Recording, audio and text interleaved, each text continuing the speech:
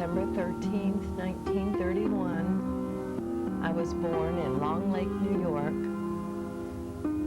in our house, and in about 4 or 5 years we moved to Seneca Falls, New York, where I spent most of my childhood. I started school in the First Ward School in Seneca Falls, and then we moved across town. I think I was there for maybe 2 or 3 years, and then we moved across town where we lived on Mumford Street in Seneca Falls, and at that time I went to Stanton School. It was named after Elizabeth Cady Stanton because the birthplace of women's suffrage was on a street corner in Seneca Falls, New York. I had a happy childhood there. I sang in many Christmas plays and things that we did there. I sang mostly. I didn't play the piano then. Really? No, I hadn't started taking lessons yet. So I was a Mrs. Santa Claus one year, and one year I was a Dixie doll on one side and a black mammy on the other side. And we had a lot of fun in school. When it was a rainy day, I remember we would play a game called Four Corners in the gym, and I always enjoyed that. So I was kind of athletic and musical growing up.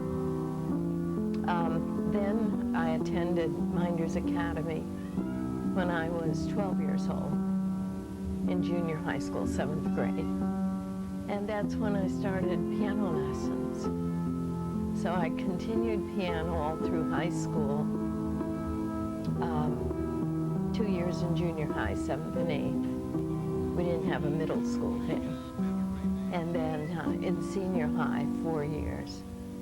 Graduated in 1950 and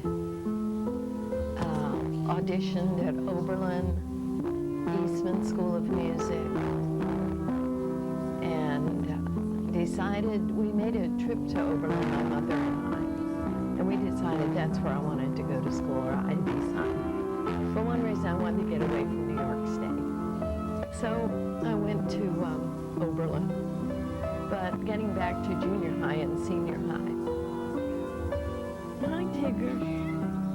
I started piano, as I said, in the 7th grade. And 7th and 8th grade was not my best years. I wouldn't live my junior high school over again. Because we had to get used to a new school, new schedule. Children or kids came from different schools, and it was not as family oriented as it was in grade school. Was there a lot of peer pressure? Some, but not a lot. Do you think there's more peer pressure on children today? Oh yeah, definitely. And what about Walton Wells growing up? Oh, we used to have a lot of fun together. I had a brother 2 years older, Walter, and then one 2 years younger, that was Wells. And we always had a lot of fun together. They played mostly with their male friends. Yeah. But once in a while they'd invite me to play with them. And I had a very good friend that lived across the street from me named Madeline Sandy, and we were chums together. Yeah. We palled around a lot. But once in a while the boys would invite us to play a game of baseball in the road. Uh-huh. They called it a game of scrub. Let's have a game of scrub. So we'd go out there and play. One would be the catcher, one would be the pitcher, and then the rest would be, one would be the batter, of course, and then the rest would be in the outfield.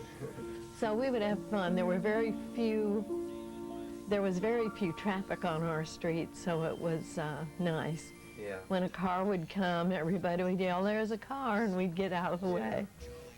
And I always remember something that might be interesting about growing up in those days was we had horrendous winters. We had huge piles of snow, and we used to go out and play in those piles of snow.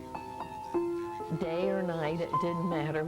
If we were able to and our parents would let us, we'd go out and play in the snow. You had to do the proverbial walk through the snow, 100 miles to get to school. Well, that's really not too far from wrong because usually if it was too bad, schools were closed. Right. But we did have to walk about a mile to school.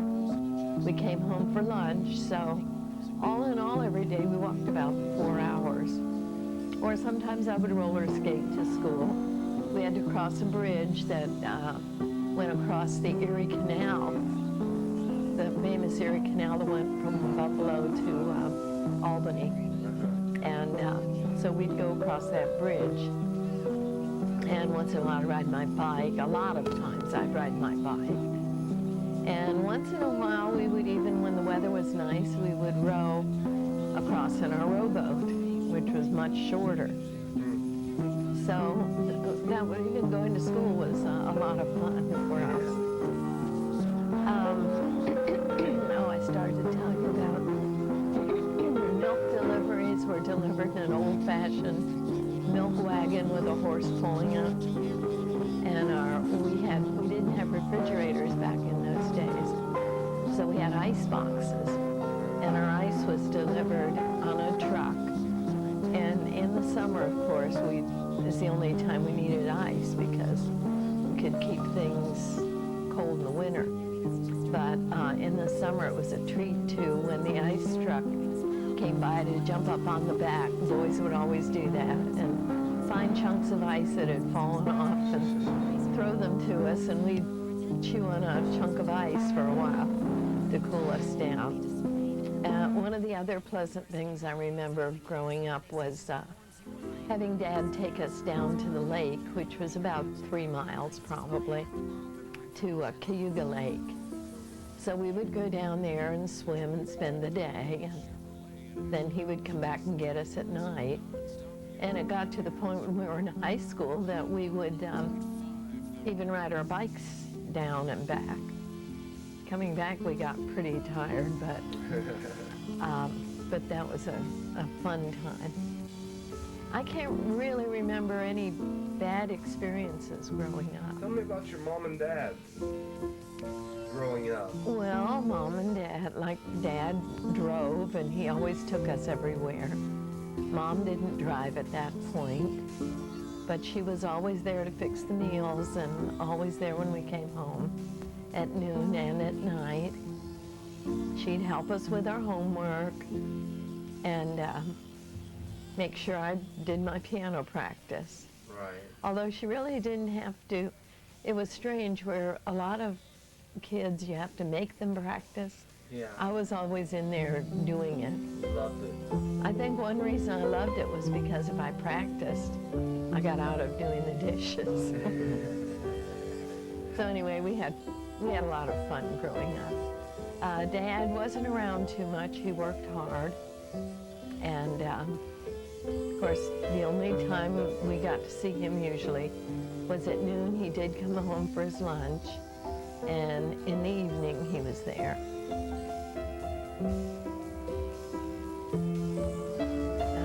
What else did you ask me? Well, tell me about high school. Well, I know, maybe play a few tunes that were popular. popular back then? Oh gee, what was popular back then?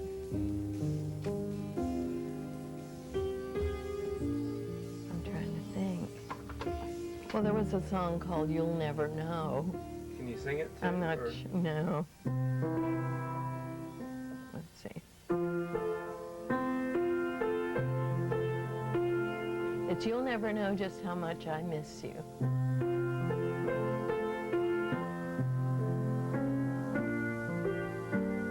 And this reminds me of the times we lived during my high school times, during the war, the World War II.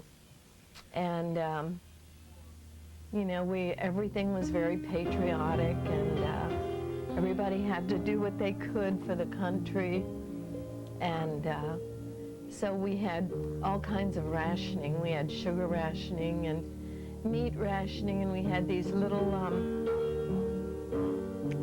these little coins that you used to buy food with, to buy gas with, Yeah. things like that. And I always remember an incident with Madeline, my friend, who her mother had sent her to the store to get her month's supply of sugar, 5 pounds. So she went down to the store and got the sugar. It was raining that day. She tripped and fell, and the bag of sugar popped open, and their whole month's supply was gone Oh my God. in the rain. So that was something that I always remembered about that. But it was a very patriotic time, and there were, boys going to the war, boys coming back from the war. And we learned at that time to get along without a lot of things.